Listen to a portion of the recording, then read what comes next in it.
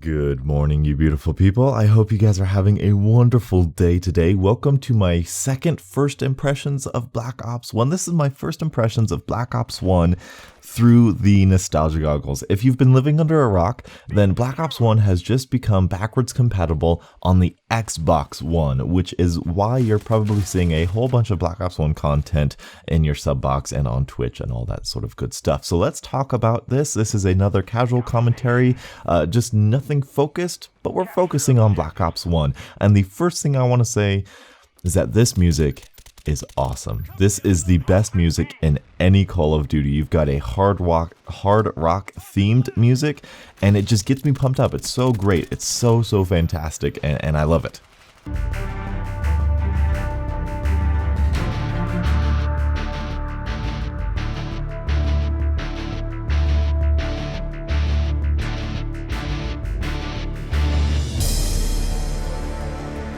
Domination. Capture the objective.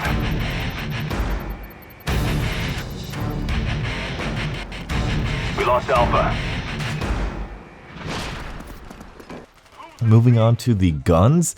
Again, very nostalgic. We've got some boss weapons here. We've got the Commando, the Galil, AK-47. I love the AK-47. Of course, the FAMAS and the AUG. Oh, it's so great. The AK-74U, the infamous AK-74U submachine gun.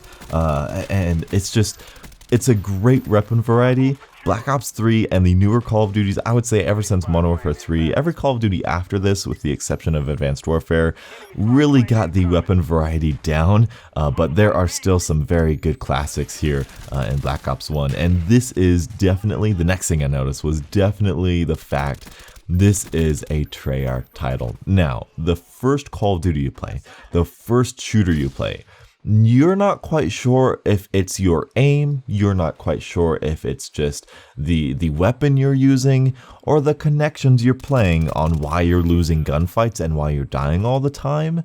In Black Ops 1, these connections, this hit detection is so bad. It is so bad.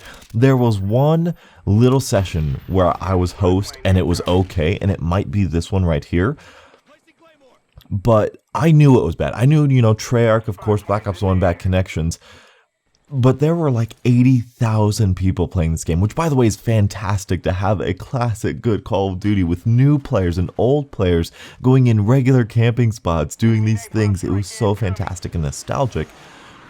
But the connections were so poop. It was so bad.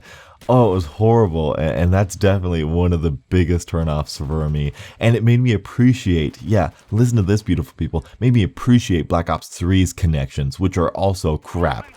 But they're that much better than Black Ops 1's for sure. And as I say that, I get the SR-71. I make a horrible mistake here, by the way, but I get my Helo pilot, and that's another thing I want to talk about, because the kill streaks in this game, my goodness, they are so easy to get. Getting an orbital VSAT like I do right here, getting a Blackbird and SR-71 in this game takes 7 kills with hardline, 8 kills regularly.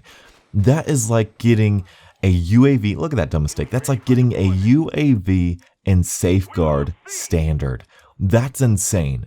That's insane. There are kill streaks galore in this game because we as a community have gotten better at these standard Call of Duties, and that's a very cool thing. It's a cool thing to experience. I always dreamed of running a chopper gunner and an SR-71, and I finally got it here, and I've gotten them galore in Black Ops 1 because boots on the ground strategy. And that's another thing.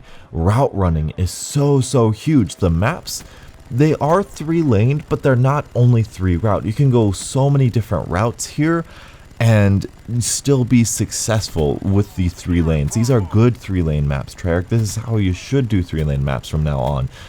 But route running seems to be a lost art, especially going back to Black Ops 3, and that's something that it's so relevant, it's so noticeable here. And another thing that's noticeable going to play Black Ops 1 is this thing right here.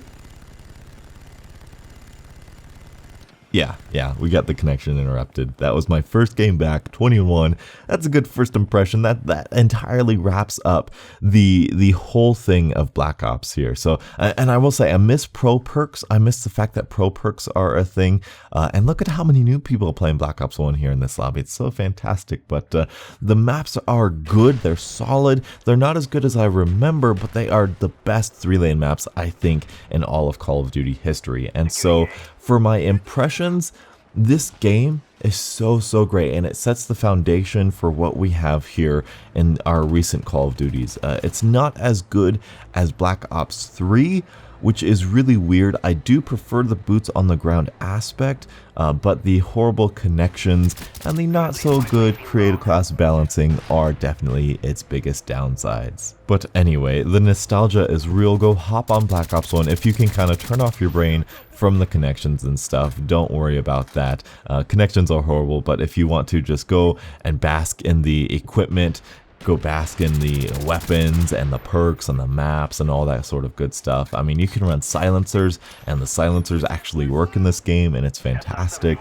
Go ahead, do that. Put on the nostalgia goggles for the next couple days, and especially this weekend. I cannot wait. Thank you guys so much for watching, and until the next absolutely beautiful Call of Duty morning, I'll catch up with you guys later. And as always, have a great day.